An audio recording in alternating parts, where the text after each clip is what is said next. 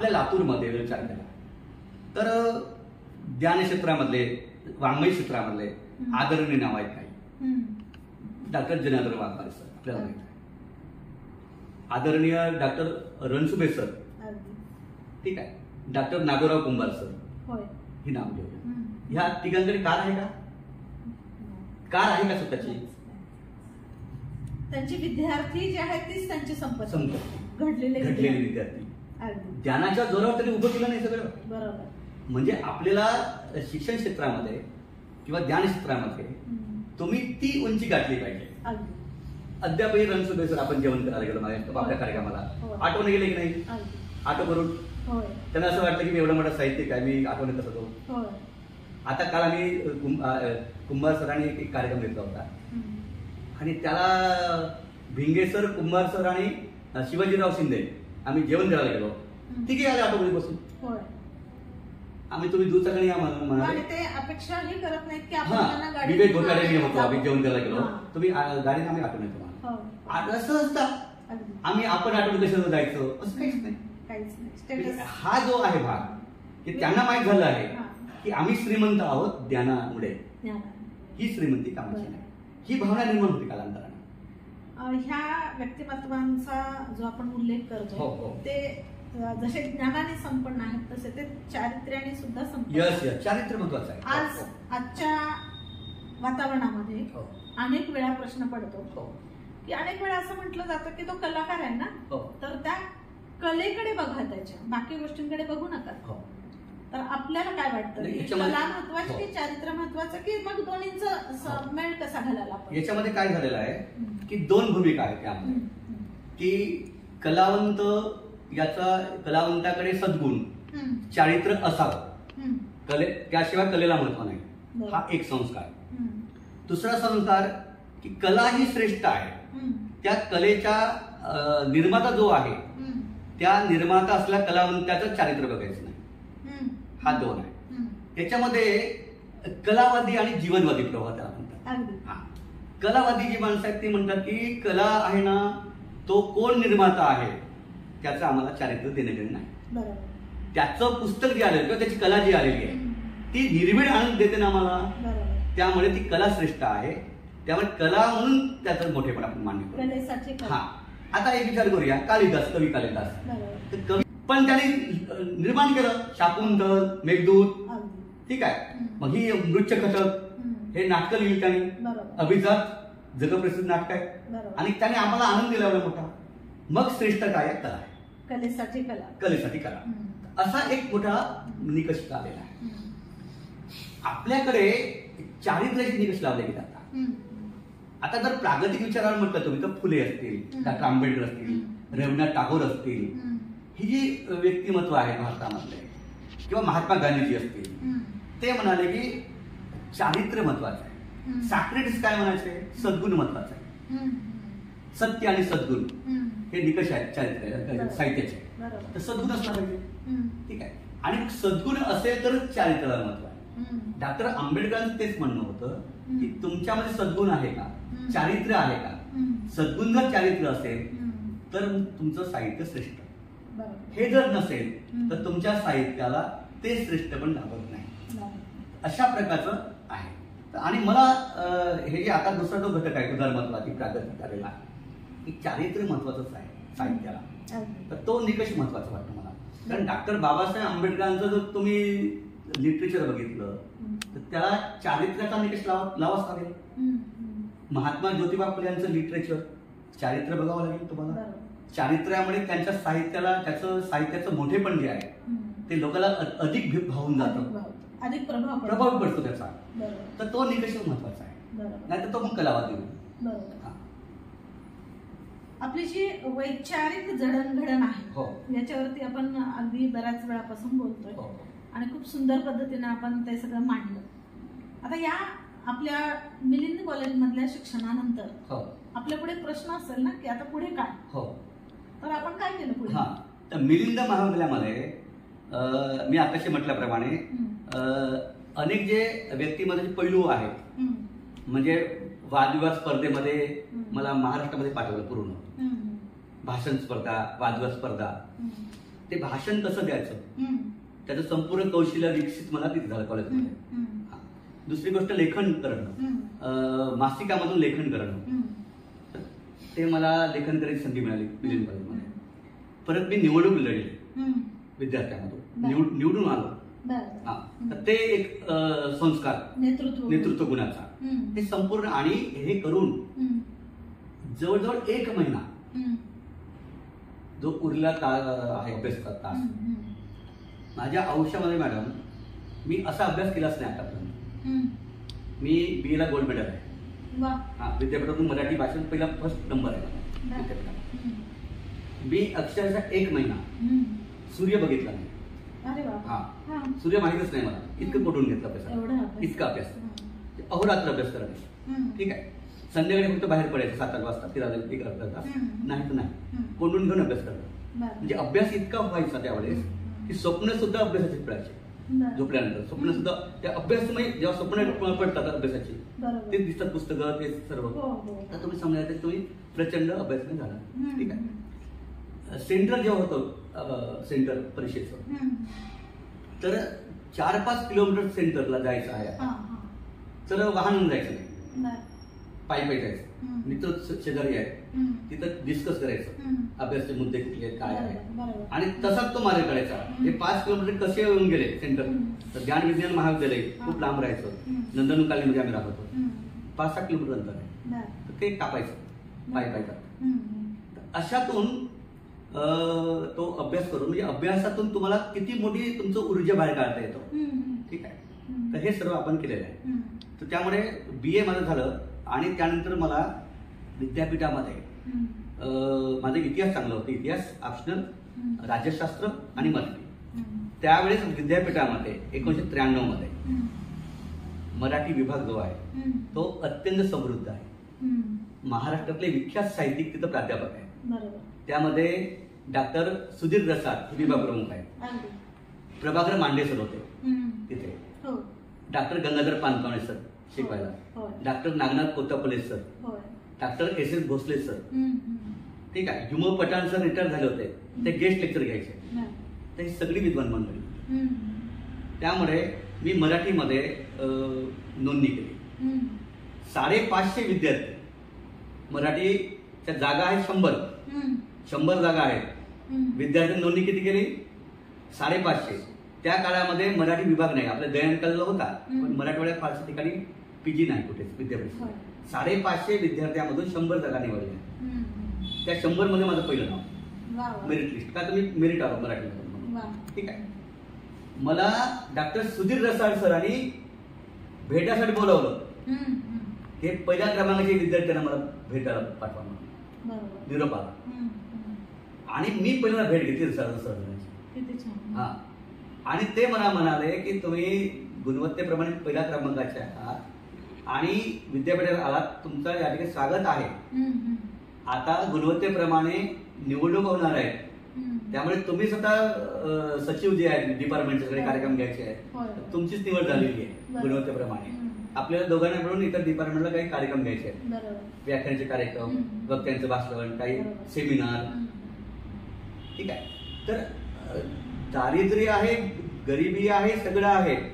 पण एवढा मोठा व्यक्ती ज्ञान साधना असलेला विख्यात समीक्षक ते आपल्याला बोलवतात, आपल्याशी बोलतात. वैचारिक समृद्धता महत्वाची. आता अत्यंत जवळच्या माणसांना कोत्तापल्ले सर कॅबिन, इकडे Gangadhar Pankawane sir cabin. First इयरला असताना 2 सेंडापली घेतले निरोप समारंभ. एक डॉक्टर प्रभाकर मांडे सर आणि दुसरा डॉक्टर सुधीर सर. दोन्ही संदाप मी संयोजक होतो कार्यक्रम. खरं तर अशा समृद्ध व्यक्तिमत्वाच्या सोबत राहणं, त्यांच्या विचारांचा आपल्याला लाभ होणं. रसाळ सरांचं एक सांगायला लागेल तुम्हाला. मी सेकंड इयरला गेलो 94 मध्ये, तेव्हा 94-95 द्वितीय वर्ष. डॉक्टर सुधीर रसाळ निवृत्त होणार, पुढच्या वर्षी नाही होता. त्यामुळे मी फर्स्ट इयरला असतानाच डॉक्टर सुधीर रसाळ यांचे तास समीक्षेचे मी सेकंड इयरला गेले अगोदर. म्हणजे ते जाऊ नये म्हणून. त्यांची समीक्षेची टीचिंग इतकी अप्रतिम. समीक्षा हा कठीण विषय आहे आपल्याला माहित आहे, पण तो किती सहजपणे सोपी उदाहरण देऊन शिकवावा याचं अत्यंत चांगलं नाव म्हणजे डॉक्टर सुधीर रसाळ. आम्ही मंत्रमुग्ध होऊन जात होतो 26 तास करताना. प्रचंड गर्दी विद्यार्थ्यांची तासात. ते जेव्हा 11 वाजता तास सुरू व्हायचा, दार एकदा लावलं तर कुणाला प्रवेश नाही. समाधी लावल्यानंतर जशी अवस्था होते विद्यार्थ्यांची तशी आमची अवस्था होती. डॉक्टर गंगाधर पानतवडेचे वैचारिक साहित्य, खोतापल्ले सरांची कवितेचा पेपर होता अत्यंत उत्कृष्ट प्रकार. त्यांची टीचिंग करत असताना असंख्य पुस्तकांचे रेफरन्स, मग हे पुस्तकाचे रेफरन्स नोंद करायचं तासामध्ये, ग्रंथालयामध्ये जाऊन ते शोधायचं. ठीक आहे. झेंडूची फुले एक पुस्तक होतं आम्हाला शिकायला. हा, तर ते आम्हाला होतं लिटरेचर फर्स्टरला. ते पुस्तक वाचल्यानंतर त्या झेंडूची फुले या पुस्तकाची समीक्षा अनुष्टुप मध्ये 1962च्या पुस्तकामध्ये आलेली आहे. तर मी ग्रंथालयामध्ये जाऊन तो अनुष्टुपचा ग्रंथ शोधून काढला. मी 62चा सगळे मॅसेज शोधून काढले. तर ग्रंथालयामध्ये इतकी पुस्तकं शोधण्याची जे हे लागली, सवय लागली ती तासामध्ये. तासा हे खूप अभ्यास करून खूप रेफरन्स द्यायचे. त्यामुळे वाचनाचे संस्कार जे आहेत ग्रंथालयामध्ये, आता मी आपल्याला सांगेल की माझं जेव्हा एमए झालं, ठीक आहे, एमए झाल्यानंतर सेटनेट परीक्षा कठीण होती. तर सेटनेटच्या काळामध्ये ग्रंथालयामध्ये मी 3 महिने अभ्यास केला विद्यापीठाचा. चांगली पुस्तकं मिळावी म्हणून 10 वाजता ग्रंथालय विद्यापीठात सुरू व्हायचं. मी 9:30 जाऊन राहायचो तिथे आणि पटकन नोंदणी केली की जाऊन झपाटल्यासारखी पुस्तकं जी आहे ती घ्यायची, आपल्याला मिळाली पाहिजे. आणि दिवसभर बसून त्याची नोट्स काढल्या सेट नीट परीक्षेची. 3 महिन्यामध्ये मी अभ्यास केला मॅडम. पहिल्याच अटेम्प्टला सेट आणि नेट परीक्षा, दोन्ही परीक्षा सेट आणि नेट. नेटला मला ज्युनियर रिसर्च फेलोशिप मिळाली. नेटमध्ये नेटला जर तुम्हाला टापर असाल तर तुम्हाला लेक्चरशिप मिळते आणि फेलोशिप मिळते. मला फेलोशिप मिळाली. ठीक आहे. ज्युनियर रिसर्च फेलोशिप मिळाली पर मंथ. तेव्हा 8,000 फेलोशिप होती मला त्यावेळेस. त्यामुळे झालं काय, मला पीएचडीला कॅबिन मिळालं ग्रंथालयामध्ये फेलोशिपमुळे. ठीक आहे. तर हे सगळं कशामुळे सहज झालं असेल तर विद्यापीठामध्ये जे प्राध्यापक होते त्यांच्यामुळे. यांच्याकडे ग्रंथालय एवढी समृद्ध होती मॅडम. म्हणजे गंगाधर पानतवडे सरांचं श्रावस्ती घर आहे, त्याच्या दुसऱ्या मजल्यावर पुस्तकं, प्रचंड समृद्ध ग्रंथालय. डॉक्टर सुधीर रसाळ सरांचं ग्रंथालय, समृद्ध ग्रंथालय. ग्रंथालय बघून आपण भारावून गेलो. ठीक आहे. त्यांची मुलगी होती डॉक्टर सुधीर रसाळ सरांची, कविता नावाची मुलगी होती. ती आमच्या सोबतच एमए इंग्रजीला होती. आमचा एमए मराठी मी इकडे, वरच्या मजल्यावर एमए इंग्रजी त्यांची मुलगी होती. ते सर स्वतः स्कूटरवर रसाळ सर मुलीला घेऊन यायचे कॉलेजमध्ये. तर तिचं लग्न ठरलं नंतर आणि सरांनी अमरदीप हॉटेल बुक केलं औरंगाबादचं. सगळे नामांकित साहित्य त्यांच्या लग्नाला मुलीचं. त्याने फक्त 2 विद्यार्थ्यांना निमंत्रण दिलं सर लग्नात. एक मी आणि चित्रकार राजेंद्र सुरटकर. चित्रकार राजेंद्र सुरटकर आणि मी. त्यांचे अनेक चित्र सरांनी लावले घरामध्ये आणि मी. आम्हाला दोघांना निमंत्रण विद्यार्थी म्हणून. ठीक आहे. म्हणजे इतकी साहित्यिक आम्ही तिथं बघितलंय लग्नामध्ये. आमच्या प्रेम होतं सरांचं. मला सांगायला आपल्याला आवडेल या ठिकाणी की गुरु खूप चांगले लाभले आम्हाला. त्याच्यामुळे हे सगळं घडलेलं आहे. एमए नंतर आपण काय केलं? एमए नंतर एमए झालं. त्यानंतर मग मी लगेच मला पीएचडी केली. नंतर मी नोकरीची गरज होती. त्यानंतर महात्मा फुले प्रतिष्ठान विभाग होतं. त्या विभागामध्ये संशोधन शिष्यवृत्ती सुरू झाली होती. तेव्हा डॉक्टर नाकाडे सर कुलगुरू होते त्या काळामध्ये. आणि महात्मा फुले प्रतिष्ठान विभाग या विभागाची त्या काळामध्ये 1,000 रुपयाची फेलोशिप होती.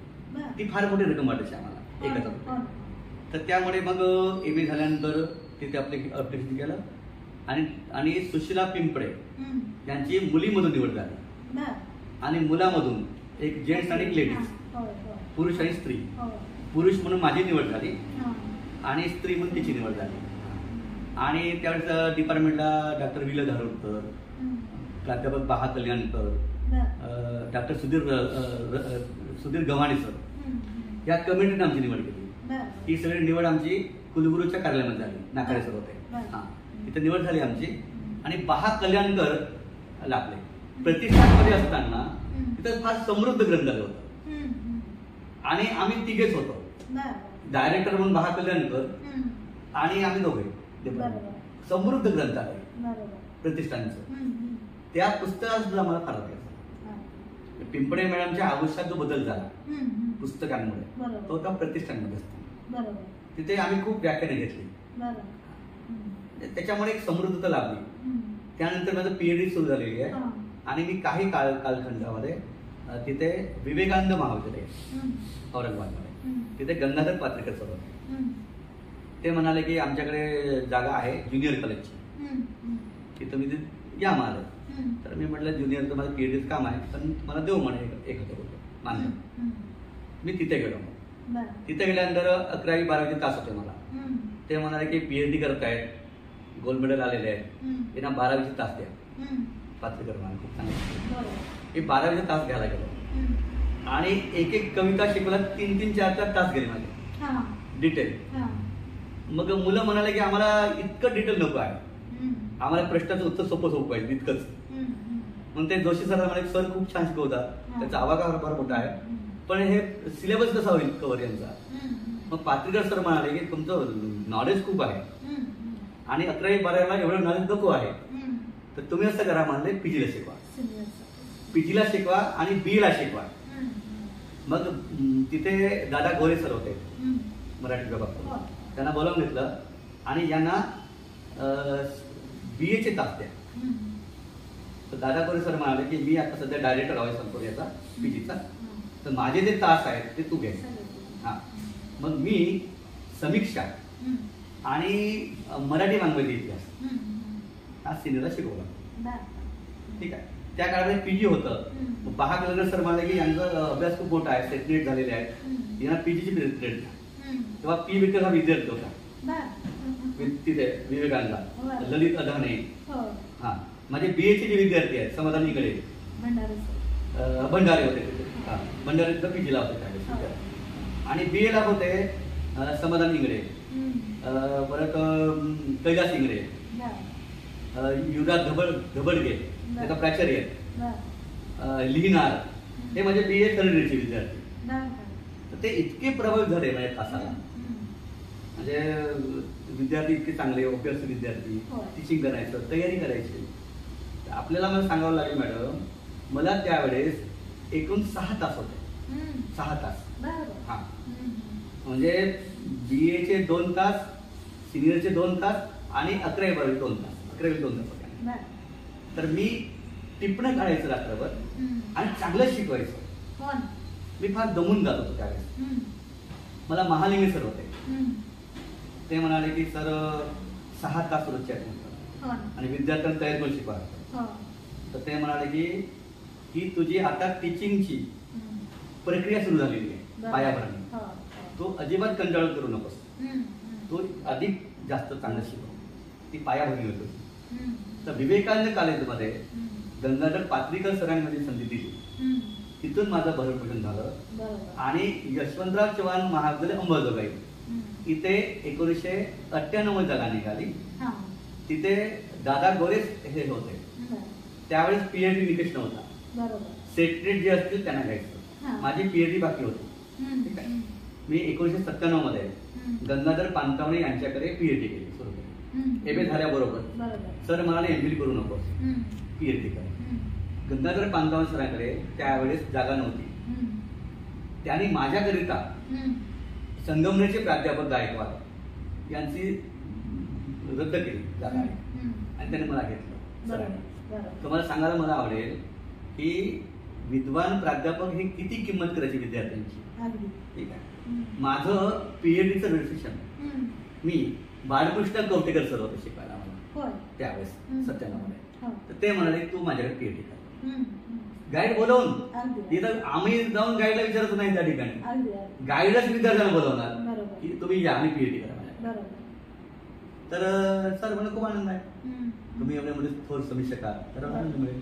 श्यामल गरुडचे गाईड होते ते आता विद्यापीठामध्ये, ती माझी क्लासमेट आहे श्यामल गरुड, मुंबई विद्यापीठामध्ये. तर मग पानतावणे सरांनी मला बोलवून घेतलं. एमए नंतर काय करणार, तर मला पीएचडी करायची आहे, कुणाकडे करणार तुम्ही. तर ते मला मी बाळकृष्ण कवटेकर सरांकडे. अरे त्यांच्याकडे कशाला करतोस, ते माझे विद्यार्थी आहेत पीएचडीचे. आणि नामदेव ढसाळांच्या कवितेवर ते पीएचडी करतायत. मी कवटेकरांना सांगेन एक जागा रिक्त केलेली आहे, तू माझ्याकडे पीएचडी कर. आणि त्यांच्या रिटायरला 3 दिवस बाकी आहे. 3 दिवस 97 मध्ये जून 97 रिटायरमेंट होत होतं 30 जूनला आणि 27 जूनची गोष्ट आहे. तर ती तू कसंही करून 3 दिवसामध्ये विषय फायनल करायचा आणि सिनॅप्स तयार करायचा, माझी सही घ्यायची आणि दाखल करायची 3 दिवसात. मग मी विषय करताना मग केशव मेश्राम यांचं समग्र साहित्याचा अभ्यास 2-3 विषय होते माझ्याकडे. सांगितलं सर मला काही हरकत नाही, आता मला पीएचडी झाली नाही, मी करा आणि सिनॅप्स तयार करा. ते सगळे केशव मेश्राम सगळं मिळवून पुस्तकं मिळवून त्यांच्यावर 3 दिवसामध्ये सिनॅप्स तयार करून तो टाईप करून सरांची सही घेऊन 29 तारखेला सबमिट करा आणि 30 तारखेला करा. अशा प्रकारची ती पीएचडी सुरू झाली. रिटायरमेंट नंतर 2 वर्ष मार्गदर्शन करू शकतो असं काही? हो, त्या काळात नियम नव्हता, तो आता अलीकडे आला. तो नियम नव्हता. मी सरांच्या जवळ खूप प्रोग्रेसिव्ह करून घेतले. नंतर मला पीएचडी आवड झाली, पण पांतावणे सरांची शिस्त जी अभ्यासाची आहे पीएचडीची ती मला लागली की अगोदर लिहायचं नाही, तुम्ही वाचन करा. आणि वाचन मूळ लेखकाचं वाचन करायचंच, पण त्याच्यावर जे भाष्य केलेली आहे ते वाचायचं. हा, मला तुम्हाला सांगायला आवडेल की मी माझा पीएचडीचा प्रबंध सिद्ध केला विद्यापीठामध्ये, आपल्याला बघायला मिळेल. त्या ठिकाणी डॉक्टर शैलेंद्र लेंडे हे माझे रेफरी होते. एक बनारसचे होते सर, 2 होते. हे यांनी माझा वायवा घेतला. दासू वैद्य होते वायव्याला माझ्या. तर लेंडे सरांनी माझा वायवा घेत असताना माझ्या प्रबंधावर भाषण दिलं. मला प्रश्न नाही विचारला प्रबंध काय आहे याच्यावर त्यांनी भाषण दिलं. रेफरीने प्रश्न विचारतात ना, ते प्रश्न विचारलं मला, हा प्रबंध काय आहे. अशा प्रकारचा एक अनुभव यावा, आपल्या प्रबंधावर रेफरीने बोलावं की यावर काय गुरुवैशिष्ट्य दडलेले विषय. त्यात एक आनंद मिळतो आपण काय काम केलेलं आहे रिसर्च मधलं. ठीक आहे. आणि काही विद्यार्थ्यांनी प्रश्न विचारले, त्याचे आपण उत्तर दिलेले आहे. दुसरा मुद्दा या ठिकाणी की पीएचडी करत असताना पांतावणे सर माझे गाईड होते. त्यांचे काही मुद्दे मी खोडून काढले प्रबंधामध्ये की हे सरांचे मुद्दे मला पटत नाही. ठीक आहे. सर माझे गाईड आहे, त्यांचे विषय तुम्हाला सांगायला आणखी आवडेल की केशव मेश्राम यांचं पुस्तक आहे हकीकत आणि जतन नावाचं, पहिलं पुस्तक केशव मेश्रामचं, महत्वाचं पुस्तक. आता हे जे पुस्तक आहे हे पुस्तक त्यांचं आत्मचरित्र आहे, आत्मकथन आहे केशव मेश्राम यांचं.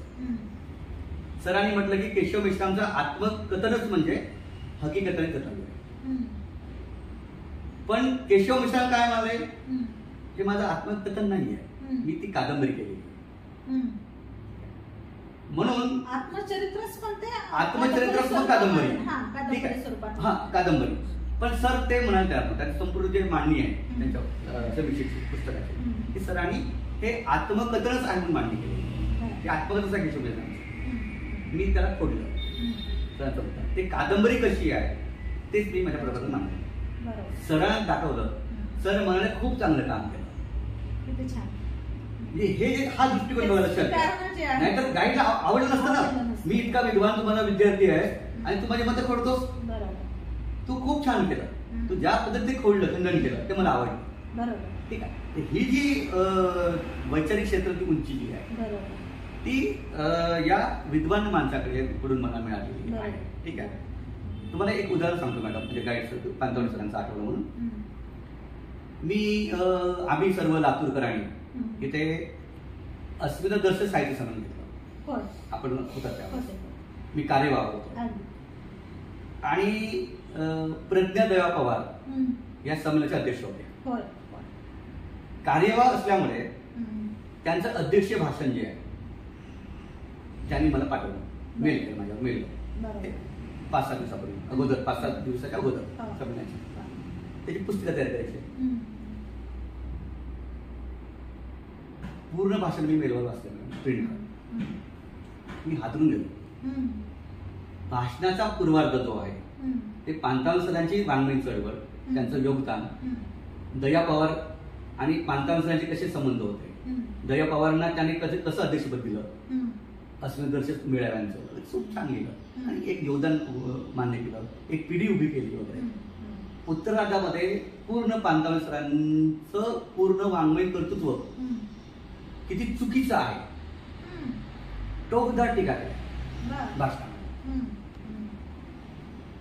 हे अत्यंत तकलादू साहित्य निर्माण आता होत आहे.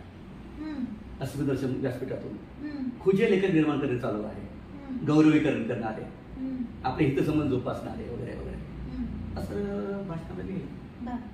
आता भाषण मी वाचलं पूर्ण पहिलं वाचन मीच आहे. त्याने वाचन केलं, त्यांनी मला सांगितलं की पूर्ण भाषण तुम्ही छापलं पाहिजे. मी म्हणा ओके, पण असं आलेलं आहे. मी सरांना फोन केला.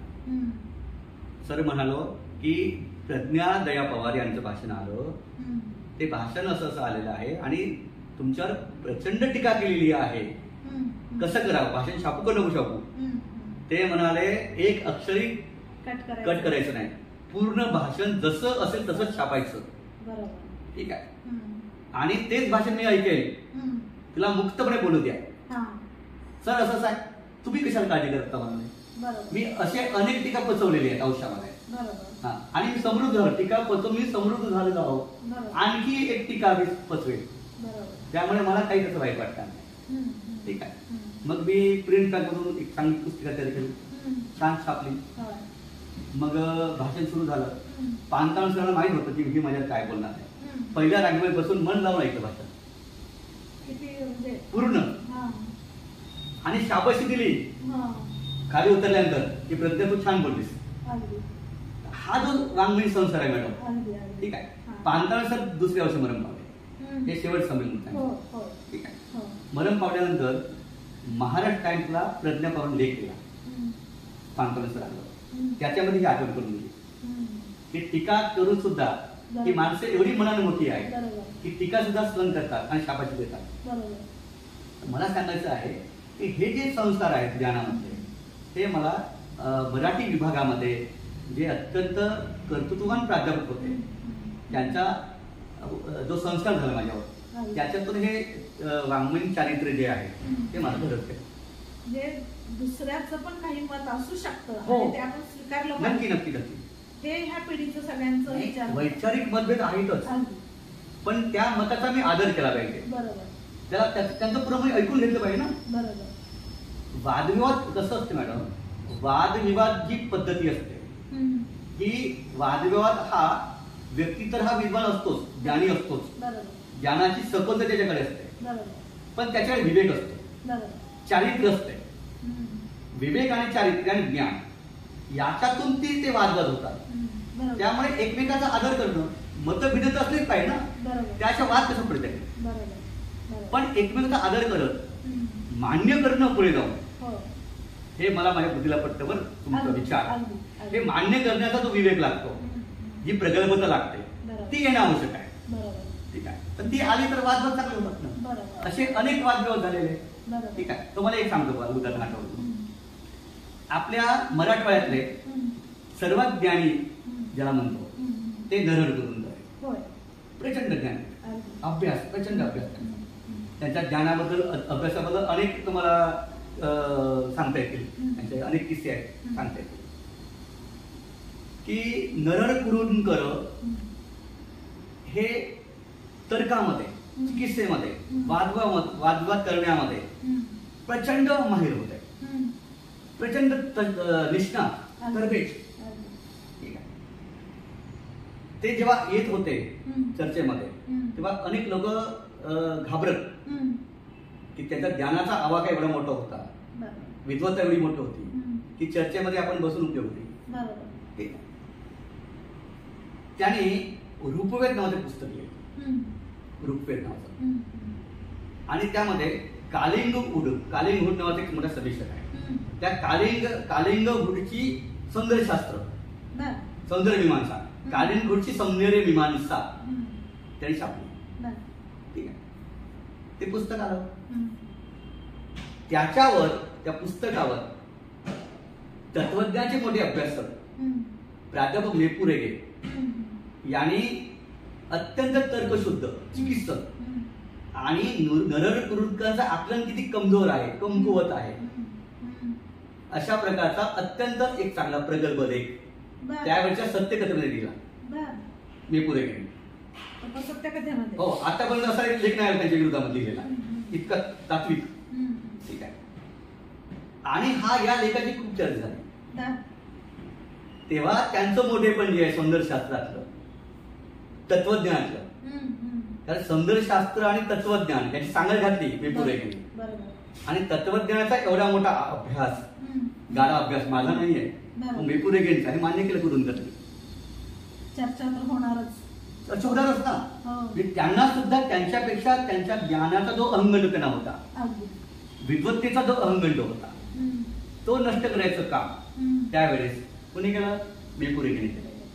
तर हे ज्ञानामध्ये तुम्हाला अशी अहंग दाखवता येत नाही, ती येते बरं. मला इतकं ज्ञान प्राप्त झालं म्हणजे मी खूप मोठा आहे, पण हा फुगवट असतो तो नाही. तुमच्यामध्ये विवेकशीलता आणि विनयशीलता ज्ञानामध्ये असलीच पाहिजे. नाही, पण पाहतो की जी अशी उच्चतम माणसं आहेत त्यांच्याकडे विनम्रता खूप आहे. बरोबर आहे. तर ते फार आवश्यक आहे ज्ञानामध्ये. तर ते आलं तरच मग तुम्हाला ते ज्ञान जे आहे, नाहीतर मग काय होतं की ज्ञानामधला सैराचार, ज्ञानामध्ये आकृष्टारीपणा जो असतो तो येऊ द्यायचा नाही. ज्ञानाचा एक संस्कार झाला पाहिजे. आणि तो आपण अधिकाधिक खोलात वाचतो, हे जे सर्व तपासून बघतो, त्यानंतर आपल्याला ही खोली काढता येते ज्ञानामध्ये.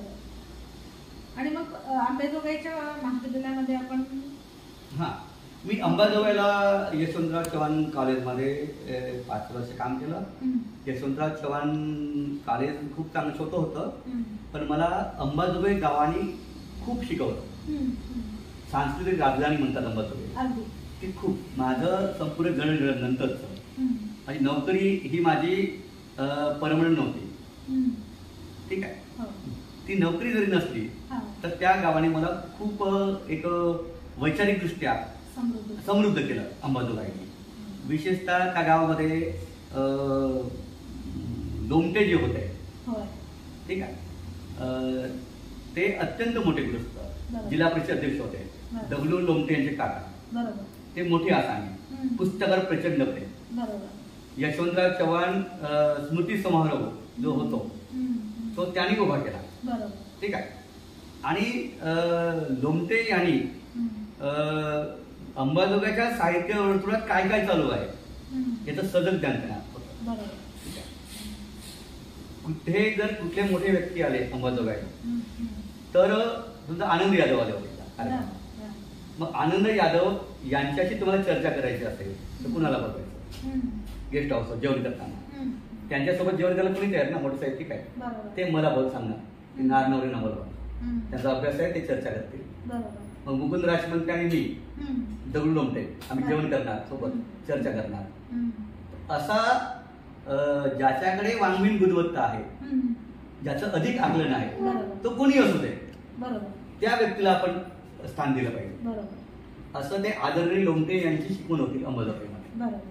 अंबाजोगाईला कार्यक्रम जर झाला तर तिथे राजकीय नेतृत्व जे आहे, जिल्हा परिषद अध्यक्ष असतील, सदस्य असतील, आमदार मंडळ असतील, ते व्यासपीठावर नाही बसणार, जोत्यामध्ये बसणार, खुर्चीवर का खाली चटईवर, आणि कार्यक्रम पूर्ण ऐकणार. अशा प्रकारचा संस्कार अंबाजोगाईमध्ये होता. त्यामुळे तिथं जी प्रगल्भता लाभली वाङ्मयीन दृष्ट्या आणि जीवन समृद्ध करण्यासाठी ज्या गोष्टी लागतात त्या अंबाजोगाईमध्ये झालेल्या आहेत. पुढील सोनकांबळे आले होते एकदा, त्यांचं जेवण ठेवलं होतं लोमटेने, आपल्या दगडू लोमटे घरी, त्याचे काका होते. तर जेवण करण्यासाठी सोबत कोण? तर मुकुंद राजमंत्री, मी, भगवान शिंदे कवी, आम्हीच होतो. चर्चा करायची आम्ही त्यांच्यासोबत. त्यावेळेस मला अनेक पुस्तकं आदरणीय लोमटे त्याने भेट दिलेली आहे. दलित लिटरेचरची अनेक पुस्तकं त्यांच्याकडे होती. त्यामध्ये अजून आठवते दत्ता भक्तांचं निडी वाटचाल नावाचं पुस्तक त्यांना भेट दिलं होतं. ते पुस्तक त्यांनी मला दिलं वाचायला. तर अंबाजोगाईमध्ये प्रचंड पुस्तकाची लायब्ररी समृद्ध झाली माझी, विकत घेणं, आणि त्याचा मला खूप फायदा झाला अंबाजोगाईमध्ये. तर अंबाजोगाईमध्ये मी यशवंत मनोहर यांचा कार्यक्रम घेतला. मुकुंदराज काव्यरत्न पुरस्कार दिनकर कवी दिनकर जोशीला मिळाला. तो कार्यक्रम आपणच घेतला त्या ठिकाणी अंबाजोगाई. खूप चांगला कार्यक्रम त्या ठिकाणी. म्हणजे वाचक म्हणून एक वेगळं, अभ्यासक म्हणून एक वेगळं, आणि परत आयोजकाच्याही भूमिकेत आपण होतो. त्याच्यामध्ये काय झालं की अंबाजोगाई हे केंद्र होतं, शैक्षणिक केंद्र पण होतं. अंबाजोगाईमध्ये खोलेश्वर महाविद्यालयामध्ये MA-PG होतं. PG मराठीमध्ये PG आहे. ठीक आहे, ते पदव्युत्तर शिक्षण आहे. तिकडे SRD महाविद्यालय जे आहे तिथे PG आहे. ठीक आहे. मला MA चे तास मिळाले. मी 4 वर्ष शिकवलेलं आहे MA ला, आणि त्यावेळेचे खोलेश्वर महाविद्यालयाचे MA 100 विद्यार्थी राहायचे. संध्याकाळी 5 ते 8 वाजेपर्यंत तास राहायचे संध्याकाळी रात्रीला. तर मला वैचारिक साहित्य आणि समीक्षा हे 2 पेपर होते माझ्याकडे. तर मी जवळ 4-5 वर्ष टीचिंग केली. तो अनुभव माझ्या आवश्यक मोठा टीचिंगचा. तिथलं सुद्धा ग्रंथालय फार समृद्ध आहे खोलेश्वरचं. तर तास जो आहे तो अभ्यास करून द्यायचा. तिथे अनेक प्राध्यापक आहेत माझे विद्यार्थी आहेत खोलेश्वरचे. आणि मग त्यानंतर आपण इथं झाल्यानंतर मी इथं आलो, आपल्याकडे आलो 2004 इथं मी नंतर केशरबाई काळेवर काही वर्ष नोकरी केली. आमदार वसंतराव काळे होते, मी काही एमेड नव्हतो. ते ब्यान आल्यामुळे माझी नोकरी गेली अंबाजोगाईची. जागा भरती बंद झाली. मी अंबाजोगाईला 4 होतो 2004. नंतर माझं लग्न झालं सुशिलाशी. आपल्याकडे मी आलो राहायला. त्यानंतर मी केशरबाई काळे या कॉलेजमध्ये मला एमेड नसताना आदरणीय वसंतराव काळे साहेबांनी माझा इंटरव्ह्यू घेतला आणि मला वर्गावर नेलं. वर्गात BA चे 100 विद्यार्थी, त्यांच्याकडे मला मराठीचा तास घ्यायला लावला. आणि डॉक्टर DA कांबळे सर होते प्राचार्य. ते अत्यंत तज्ञ प्राचार्य आणि माझी निवड झाली प्राध्यापक. एमेड नसताना फक्त गुणवत्तेचा आधार आहे. म्हणजे मला आठवलं की आपल्याकडे जुन्या काळातले एक प्राध्यापक होते, नर फाटक. फार मोठा विद्वान माणूस नर फाटक. नर फाटकांचं चरित्र वाङ्मय आहे. त्याने लोकमान्य टिळक, परत नाही का न्यायमूर्ती रानडे, परत संत एकनाथ, या संत ज्ञानेश्वर यांच्यावर अत्यंत समृद्ध लेखन केलेलं आहे. नर फाटक विद्वान पुरुष शिकले किती होते? BA शिकले होते. तर त्यावेळेच्या एसिनेटिक विद्यापीठामध्ये ते जरी BA असले तरी विद्यापीठाच्या सिनेट असा ठराव घेतला की यांना प्राध्यापक नेमणूक द्या गुणवत्तेच्या आधारे. त्यांचा अर्थ नाहीये, शैक्षणिक अर्थ नाहीये, पण गुणवत्ता. आणि नर पाठक फक्त BA असताना ते प्राध्यापक झाले एसिनेटिक विद्यापीठामध्ये. तसा अनुभव मला. मी BEdच होतो, एमेड नाही, पण मी BAच्या विद्यार्थ्यांना मराठीचा प्राध्यापक म्हणून शिकवत आहे. तर ही गुणग्राहकता वसंतराव काळे साहेबांनी घेतली होती. मला संधी मिळाली. त्यानंतर मी एमेड केलं, त्याच्यात PhD केली. ठीक आहे. त्यानंतर माझी मराठीमध्ये PhD झाली. आणि 2009 मध्ये मी औरादमध्ये मास्टर दीनानाथ मंगेशकर महाविद्यालय इथे नोकरीला लागलो. वलांडे गुरुजी जे आहेत, आदरणीय विश्वनाथ वलांडे गुरुजी, हे अत्यंत तज्ञ संस्था प्रमुख होते. शिक्षणाची लालसा त्यांना होती. गुणवत्ता कशी असते त्यांना कळत होती. त्या निकषाच्या आधारे त्यांनी माझी त्या ठिकाणी निवड केली प्राध्यापक. तर असा एकंदर शैक्षणिक प्रवास आहे. आपण एवढे प्रदीर्घ काल वाचन करत आहे, तर वाचन करताय, अभ्यासक म्हणून व्यक्त होत आहे. मग आपलं एखादं पुस्तक काढावं, आपण काहीतरी मांडावं वेगळ्या. आपण व्याख्यानं देत आहे, आपण अभ्यासक आहात, आपण परिसंवादांमधून चर्चा करताय, पण आपण मग काहीतरी लिहावं, स्वतःचं पुस्तक काढावं, असं काही कधी वाटलं का? कुठल्याही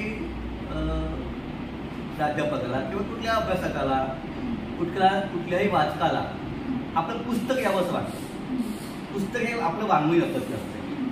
जसं आपण अपत्यावर प्रेम करतो तसं आपण पुस्तकात प्रेम करतो. मी जेव्हा वाचन करू लागलो तेव्हा अनेकदा वाटलं की आपण पुस्तक दिलं पाहिजे या काळामध्ये. पण एक काय कालखंड की मी फुले आंबेडकर वाङ्मय कोश आपण निर्माण केला. त्याला 5 वर्ष लागली. त्यामध्ये आम्ही 10 प्राध्यापक आहोत. 10 प्राध्यापक आणि प्रमुख आमचे महेंद्र गौरे आणि आम्ही सर्व काम केलेलं आहे. महाराष्ट्रामधल्या फुले आंबेडकरी विचारधारा ज्यांनी साहित्यातून मांडल्या त्या विचारधारेवर आधारित असलेले वाङ्मयी लोक आहेत 3 पिढ्यांचे. त्यांच्या 550 लेखकांच्या नोंदी त्या कोशामध्ये आपण लिहिल्या. 5 वर्ष आपण काम केलेलं आहे. हा कोश जो आहे हा कोश पुण्यामधल्या डायमंड प्रकाशनने पब्लिश केला. ठीक आहे. जवळपास त्या पुस्तकाची किंमत ही 5,000 रुपये आहे. ते नोंद हा 1,500 पानांचा पुस्तक 1,500 पृष्ठांचा आहे कोश आणि 5,000 रुपये किंमत ठेवली. नोंदणीमध्ये तो 3,000 रुपये घेतला. खूप लोकांनी घेतला. त्याचं महाराष्ट्रामध्ये खूप स्वागत झालं. त्याच्यावर महाराष्ट्र टाइममध्ये लोकसत्तेमध्ये लोकमत छापून आले लेख पण छापून आले. या कोशावर नागपूर अकोला औरंगाबाद म्हणजे आता संभाजीनगर नांदेड ते चर्चा पण झालेली. हा कोश जो सिद्ध केला आपण या कोशामध्ये 550 जे साहित्यिक आहेत त्यातले अनेक साहित्यिक हे लोकांना माहिती अपरिचित आहे. त्याच्या नोंदी तिथं आलेल्या आहेत. ते खूप महत्वाचं आहे. आपल्या लातूरमध्ये आपण मी काही नोंदी लिहिल्या. रणसुभे सरांची, वाघमारे सरांची, नागोराव कुंभार सरांची, भाल घोडेंची नोंद दिली, राघव जाधवांची नोंद दिली, अशा अनेक नोंदी लिहिल्या.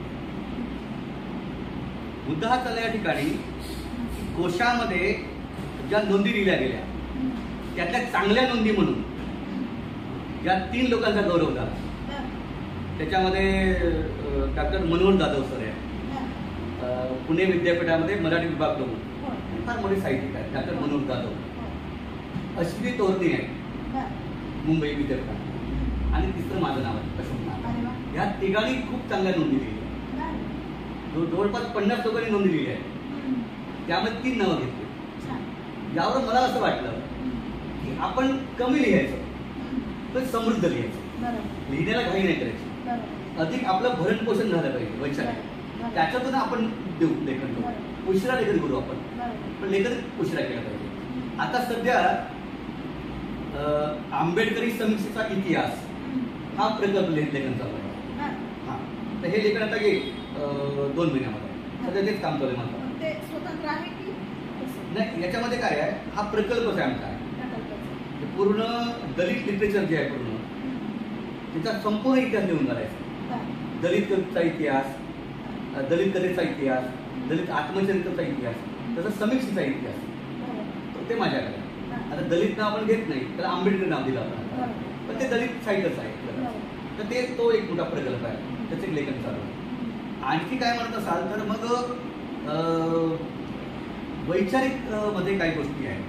त्यामध्ये डॉक्टर बाबासाहेब आंबेडकर यांच्या व्यक्तिमत्वाचे असंख्य अलौकिक पैलू आहेत जे अद्यापही आले नाही. ते फार महत्वाचे आहे. त्याचं एक पुस्तक माझा तयार करायचं आहे. जवळपास जमवजम केली. बाबासाहेब आंबेडकरांचं जाती निर्मूलन एनिमिलिझम ऑफ कास्ट हा 1936चा ग्रंथ आहे. त्याला आता 89 वर्ष झालेली आहे. ठीक आहे. त्या ग्रंथावरचं एक पुस्तक जातीचा अंत करण्यासाठी आवश्यक आहे. आंबेडकरांनी 36 मध्ये म्हटलं. आजही त्याची गरज काय आहे. त्याच्यावर खूप मोठं कलेक्शन जमा केलेलं आहे. जवळपास त्या पुस्तकावरचं भाष्य आणि इतर ग्रंथ मिळून 25 ते 30 ग्रंथ माझ्याकडे. त्याच्यावर एक मला पुस्तक सिद्ध करायचं आहे. तर असं अनेक प्रकल्प आहेत. तर पुस्तके येतील. आपल्याला मला सांगायला आवडेल की महाराष्ट्रामध्ये प्राच्य विद्यापंडित म्हणून ज्यांचं नाव आहे ते डॉक्टर आह साधून. त्यांची 50च्या वर पुस्तक येतात. पुस्तिका आणि पुस्तकं मिळून अत्यंत समृद्ध पुस्तक लिहिली. ते जेव्हा निवृत्त झाले त्या नावावरती पुस्तक होती 2 टक्के नव्हती. आस्तिक शिरोमणी चालवाड हे त्यांचं पहिलं पुस्तक. ठीक आहे. त्यानंतर आता 50 पुस्तकं लिहिली. पुस्तक अत्यंत वैचारिक आहे. बळीवंश नावाचं पुस्तक त्यांचं. ठीक आहे. सर्वोत्तम भूमिपुत्र गौतम बुद्ध हे पुस्तक त्यांचं असेल. विद्रोही तुकाराम हे अत्यंत संशोधन केलेली पुस्तक आहे. ही सर्व पुस्तकं त्यांनी लिहिली कधी नाही. पुस्तकं लिहिली कधी निवृत्तीच्या अगोदर लिहिली. पुस्तक कुठे होतं त्यांचं? मस्तकात. ठीक आहे. अमूर्त होतं. नंतर पुस्तक आहे डोक्यामध्ये ना, ते फक्त काढायचे बाहेर. पुस्तकाचा जो संभार असतो तो मस्तकामध्ये तयार केला जातो. नंतर ते काय कृतीमय लिहून काढायचं. नंतर आता जुळवलं ते त्यांनी ते केलेलं आहे अगोदर आयुष्यामध्ये सुरुवातीलाच 20-25 वर्ष. निवृत्तीनंतर पटापट ते बाहेर काढलं. त्यात त्यांना वेळ मिळाला ते संगती लावण्यासाठी. तर तसं करता येऊ शकतं. अनेक पुस्तकाचे जे संभार आहेत ते मस्तकामध्ये आहेत, मनामध्येच आहेत. ठीक आहे. ते बाहेर आता होते निवांतपणे थोडसा, तर त्यानंतर बाहेर करता येऊ शकतं. पण पुस्तकं जी आहेत ती एक विचार प्रवर्तक असावी, चिंतनशील असावी असा एक भाग आहे. पुस्तक कमी येतील, चांगला विषय मांडणी करता येईल तर पुस्तकं येतील. आता जे आपण सांगितलं की एवढा मोठा भार आपण सर्वांनी मिळून उचलला आणि एवढा मोठा समृद्ध प्रश्न, त्याबद्दल तुमचं हार्दिक अभिनंदन. आणि आपले जे भविष्यातले प्लॅन आहेत, जे तुमचं नियोजन आहे ते पण लवकरच सिद्धीस जावं आणि वाचकांना ते उपलब्ध व्हावं वाचायला. कारण असे अनेक लोक आहेत की जे उत्सुक आहेत. कारण तुमचे जे फेसबुकला पोस्ट पाहतो तर अनेक लोक असतात वाचणारे, जे वाचून काही सोडून देणारे असतील, वाचून काही विचार करणारे असतील, वाचून काही तुम्हाला प्रश्न विचारणारे असतील. मला तरी विचारावं असंच वाटलं, म्हणून सकाळी मी आपल्याला प्रश्न विचारतो की आपण या पद्धतीने हरी नरके सरांच्या बद्दल एक गोष्ट लिहिलेली आहे. आणि ते कारण बऱ्याच वेळा प्रत्येक व्यक्तीचा हा दृष्टिकोन वेगळा असू शकतो, एका अभ्यासकाचा वेगळा असू शकतो. एक फक्त त्यांचा वाचक म्हणून एक त्यांचा एक चांगला म्हणजे काय म्हणू शकतो आपण, त्यांच्या आवडीमध्ये असणारा, पसंत करणारा त्यांच्या लेखनाला, व्याख्यान शैलीला तसा एखादा व्यक्ती असू शकतो किंवा अन्य असे घटक असू शकतात. तर त्याच्यातला कुठला जो वाचक आहे किंवा कुठला प्रेक्षक आहे तो कशा पद्धतीने विचार करेल आणि ती म्हणजे प्रश्न विचारेल किंवा काही करेल, कमेंट करेल त्याच्यावरती, हा एक वेगवेगळा भाग असतो. पण त्या सगळ्याला आपण उत्तर देत आहे. त्याच्यामध्ये कसं म्हणा आपण आता हरी नरकेंचा जो आपण उल्लेख केला, हरी नरके जे आहेत ना, मी मिलिंद कॉलेजमध्ये असताना 1992 मध्ये अविनाश डोळे सरांनी त्यांचा कार्यक्रम होता, तो मी संयोजन केला होता. 92 मध्ये विद्यार्थी होतो. हरी नरकेचं पहिलं भाषण तिथं ऐकलं कॉलेजमध्ये, फार प्रभावित झालो. ठीक आहे. उत्तम वक्ताच आहे कृष्ण. हरी नरके यांचं पहिलं पुस्तक जे आहे, हरी नरके हे व्यक्तिमत्व महाराष्ट्राला माहीत झालं ते एका पुस्तकावर पहिले. त्या पुस्तकाचं नाव काय? महात्मा फुले एक सत्य शोधक. ते काय 150 पृष्ठाचं पुस्तक आहे. ठीक आहे. छोटं पुस्तक आहे. हे पुस्तक त्यावेळेच्या सुगावा प्रकाशन छापलं. ठीक आहे. ते पुस्तक मला मिळालं 90 मधलं पुस्तक आहे. 1990. आता या पुस्तकाचं वैशिष्ट्य काय की त्यावेळेचे सोबत नावाचं एक वृत्तपत्र होतं पुण्यामधलं, नियतकालिक सोबत. या गवा बेहरे यांचं, गवा बेहरेंचं सोबत एक नियतकालिक आहे. त्याच्यामध्ये बाळ गांगल याने महात्मा फुले यांच्या वर टीका करणारे अत्यंत अश्लील भाषेमधले 2 लेख. हा कसला महात्मा, फुले नावाची दुर्गंधी, असा एक लेख होता. वादळ माझं पुढे महात्मा सोबत या वृत्तपत्र बंदी आणली होती. त्यावेळेस शेकापचे जे लोक होते, शेतकरी कामगार पक्षाचे, त्या लोकांनी विधानसभेमध्ये आक्रमक भाषण दिली त्यांच्या बाजूने. ठीक आहे. हे गणपतराव पाटील वगैरे होते आमदार त्यावेळेचे, यांनी खूप भाषणं दिलेली आहेत. ठीक आहे. माझा किसनराव देशमुख होते त्यावेळेस शेकापचे आमदार, हे सगळे बोलले त्या लोकांनी. माझा मुद्दा चालला तो असा, त्याच्यामुळे महात्मा ज्योतिबा फुले यांचे जे लेख लिहिले त्याचं खंडन करणार तर्कशुद्ध ते काम पहिल्यांदा महाराष्ट्रात कोणी केलं असेल त्यावेळेस ते पुस्तक लिहिलं. गंभा सरदार हे फार मोठे विद्वान माणसं होते. गंभा सरदार, त्या गंभा सरचे प्रस्तावना त्या पुस्तकाला. ठीक आहे. म्हणून महाराष्ट्रामध्ये त्या पुस्तकाची खूप विक्री झाली आणि रिलेटेड माहिती झाला फुल्यांचे अभ्यास म्हणून. ठीक आहे. हरी नरके हे उत्तम वक्ते होते. वक्ते म्हणजे कुठले? स्पर्धेमधले वक्ते आहेत. हे वक्ते वेगळे, स्पर्धेतले वक्ते वेगळे असतात. दोन वक्त्यांच्या दोन प्रतिवारे आहेत. स्पर्धेतला वक्ता वेगळा आणि अभ्यास करून भाषण करणं वक्ता तो वेगळा. अभ्यास करून जो वक्ता होतो त्या स्पर्धेतला वक्ता नाही, तो अभ्यास करून वक्ता झालेला आहे. तो अभ्यास करूनच बोलतो, टिपणे काढून बोलतो. ठीक आहे. पुरावे असतात. आता उदाहरण म्हटलं तर राम शेवाळकर त्या पट्टीतले वक्ते आहेत, गंगाधर पानगावणे त्या पट्टीतले वक्ते आहेत. अभ्यास करून मांडणी करायची, सखोल मांडणी करायची अभ्यास करून. नरहर कुरुंदकर त्या पट्टीतले, ते काही कॉलेजमधले काही वक्ते नव्हते, स्पर्धकांद्वारे. नंतर अभ्यास उत्तर झालं. ज्ञानातून ज्ञान एवढं मोठं साचलेलं आहे मेंदूमध्ये की ते मला मांडायचं आहे, त्याचा आविष्कार करायचा आहे. तर ज्ञानाचा आविष्कार करण्याची दोन माध्यम आहेत. एक लेखणी किंवा वाणी. मी लेखणीतून मला करता येत नसेल तर मी वाणीतून करतो, लोकांपर्यंत मांडतो. तर ज्ञान तुम्हाला ते मांडायला भाग पडते. तुमचा अभ्यास एवढा मोठा आहे ते मांडता तुम्ही. हा वक्ता एक वेगळा. हे जे पहिल्या पद्धतीचे जे वक्ते आहेत, जे स्पर्धेतून आलेले आहेत, त्या स्पर्धा जिंकायच्यात त्यांना ज्ञानाचा काही संबंध नाही.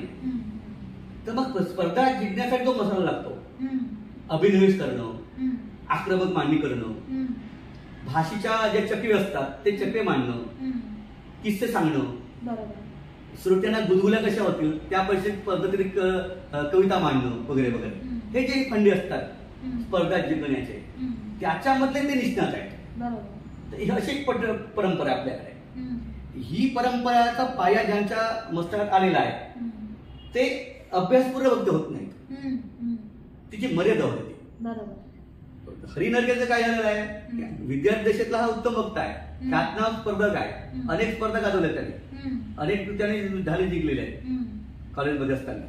अशा पद्धतीला होत्या भाषेवर प्रभुत्व आहे, नंतर ते अभ्यास घडवायचे. त्यामुळे ते त्यांचा जो पिंड आहे बोलण्याचा तो 70-80% अभ्यासाकडून येतो, पण पूर्वार्ध जो आहे घडलेला दरडगडीतला तो 30%, तो डोकवतोच.